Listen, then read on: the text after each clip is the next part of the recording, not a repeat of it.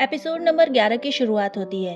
ओंजू अपने फादर को गले लगाती है और सारे बच्चे उस रूम से बाहर आ जाते हैं। इधर इंसू उस रूम में पहुंचता है जहां एक प्लेयर छूट गया था।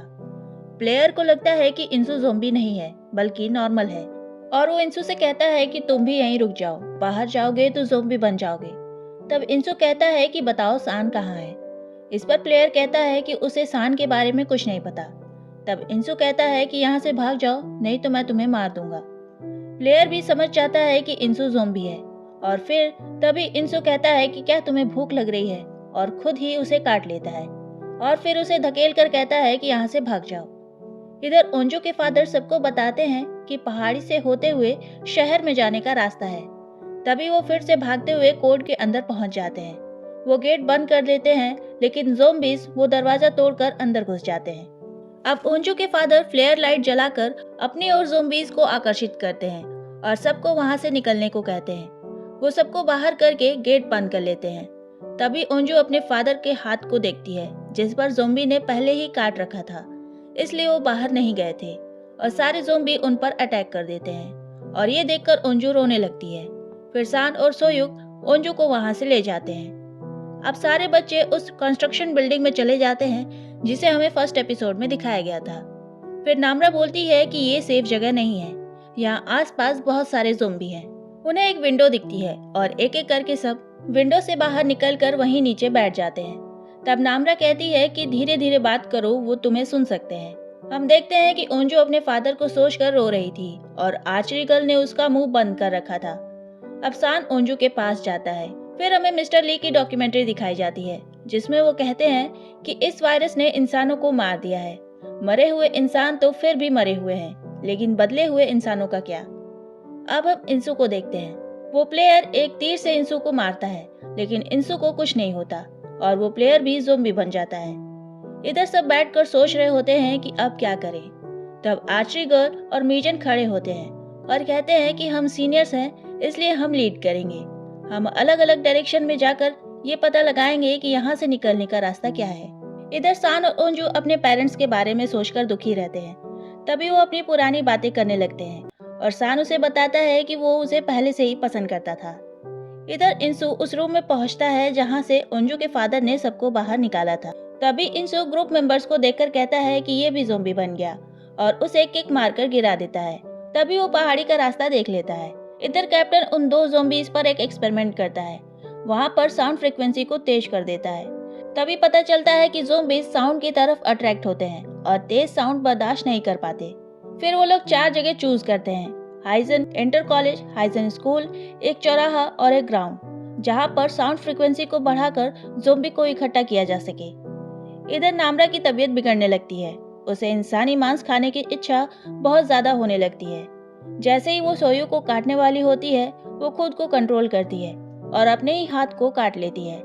तब सोयुक उसे शांत कराता है और कहता है कि तुम ठीक हो, नेक्स्ट टाइम तुम्हें मन हो तो तुम मुझे काट लेना, मुझे कोई दिक्कत नहीं है। तब सोयुक नामरा की आंख पर पट्टी बांध देता है। प्लेयर और मीजन आकर बताते हैं कि उन्हें आसपास कोई रास्ता नहीं मिला है।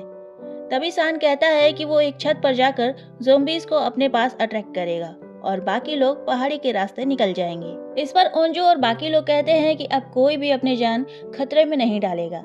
तभी नामरा कहती है कि हेलीकॉप्टर आ रहे हैं और वो कुछ बोल रहे हैं। तब नामरा बताती है कि वो शहर खाली करा रहे हैं, वो बॉम्ब गिराने वाले हैं और स्कूल पर भी वो बॉम्ब गिराएंगे। जल्दी से सेफ जगह पर जाना होगा। तभी हम देखते हैं कि साउंड फ्रीक्वेंसी तेज करके ड्रोन को शहर में निकाला गया और सारे ज़ोंबी साउंड की तरफ इकट्ठे होने लग गए। तभी इधर उन्हें इंसू की आवाज आती है। सान परेशान होकर कहता है कि अभी तक मरा क्यों नहीं, इतनी बार मारने के बाद भी वो जिंदा है। तभी कर्टन हटाकर इंसू वहां आ जाता है और वो सान को मारने लगता है। सोयुक सान को बचाने जाता है पर इंसू उसे धक्का दे देता है। अब हम देखते हैं कि सारे के सारे ज़ोंबी एक जगह इकट्ठा होने लगे थे। इधर सोयुक को तो ये लोग ऊपर उठा लेते हैं लेकिन सान और इंसू एक पतली जगह में लड़ाई कर रहे होते हैं। तभी हम देखते हैं कि इंसू सान को काट लेता है और अपना बदला पूरा कर लेता है। फिर सान इंसू को धक्का दे देता है और वो नीचे गिर जाता है। तब ओंजू सान के पास जाकर कहती है कि तुम्हें कुछ नहीं होगा, लेकिन सबको पता था कि अब कुछ नहीं हो सकता। तभी सान अपना नेम बैज ओंजू को देखकर बोलता है कि वो मरने के बाद भी उसे याद रखेगा, और वो ओंजू को गुड बाय करता है और भागकर सारे ज़ोंबी को अपनी तरफ अट्रैक्ट करता है और छत पर ले जाता है।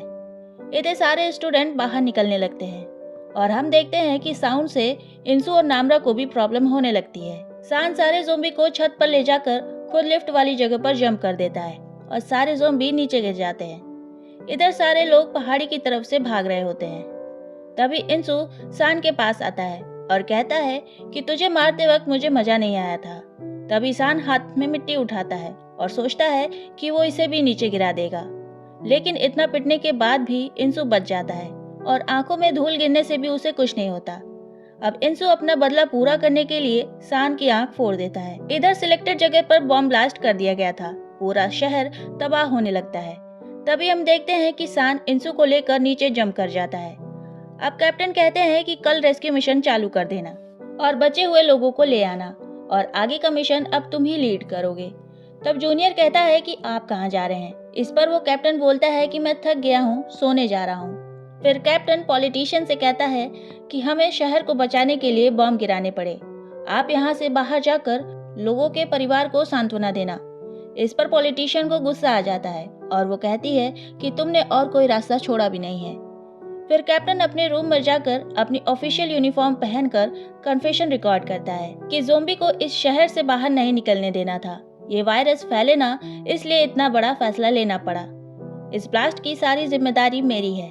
फिर हम देखते हैं कि कैप्टन मिस्टर ली की डॉक्यूमेंट्री देख रहा था, जहां मिस्टर ली अपनी पत्नी और बेटे पर पेट्रोल छिड़ककर जलाने वाले होते हैं, लेकिन वो ऐसा नहीं कर पाते। यही बात कैप्टन कह रहा होता है कि मिस्टर ली एक हस्बैंड और फादर थे, इसलिए ऐसा नहीं कर सके, लेकिन उसे तो पूरे शहर के बारे में सोचना था। फिर कैप्टन अपने घर पर कॉल करके अपनी वाइफ से बात करते हैं और अपने बच्चे के बारे में पूछते हैं। कैप्टन गिल्ट में था, इसलिए वो एक गन निकालकर अपनी ही जान ले लेते हैं। अब हम देखते हैं कि पूरा शहर जल चुका था। हम वो भी देखते हैं कि जहां सान ने ज़ोंबीज को नीचे गिराया था, वो सब जलकर राख हो गए थे। साथ ही सान का हाथ और इंसू का नेम बैच भी दिखाया जाता है, जो कि सही सलामत रहता है। और इसी सस्पेंस के साथ ये एपिसोड यहीं खत्म हो जाता है। तो आज के इस वीडियो में इतना ही। मिलते हैं अगले वीडियो में, तब तक के लिए बाय।